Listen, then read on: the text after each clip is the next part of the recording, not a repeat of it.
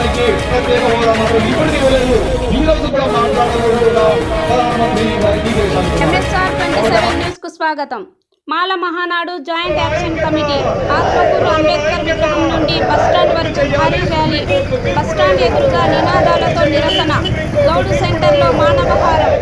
SC వర్గీకరణ వ్యతిరేకంగా నినాదాలు చేస్తూ అర్ధగంట సేపు వాహనాలను నిలిపివేయడం జరిగింది. ఈ నెల 1వ తారీఖున సుప్రీంకోర్టు తీర్పు 7 జడ్జీలతో ABCD వర్గీకరణ చేస్తూ తీర్పు ఇవ్వడం జరిగింది.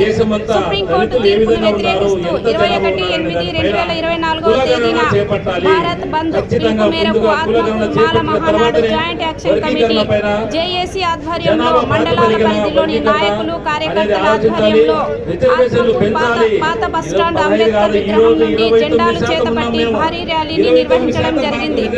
ఎస్సీ వర్గీకరణ వద్దు, ఐక్యత వద్దు, సుప్రీంకోర్టు తీర్పును రద్దు చేయాలి, మాలల ఐక్యత వర్ధిల్లాలి, ఐ వాంట్ జస్టిస్, జోహార్ డాక్టర్ బిఆర్ అంబేద్కర్ నినాదాలతో బస్టాండ్ వరకు ముగించడం జరిగింది.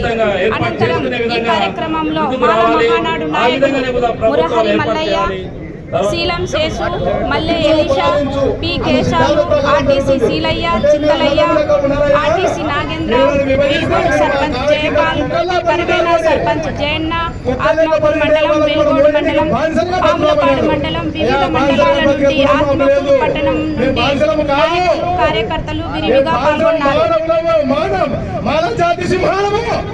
కేంద్రం వేసు, వర్గీకరణ వేసు, కానీ ఆంధ్రప్రదేశ్ అభివృద్ధి వద్దు అన్నటువంటి విధానంగా ఈ రాష్ట్రానికి ప్రత్యేక హోదా మాత్రం ఇప్పటికీ ఇవ్వలేదు. ఈ రోజు కూడా మాట్లాడాలన్నట్టుగా ప్రధానమంత్రి ఈ దేశానికి ఉన్నారు.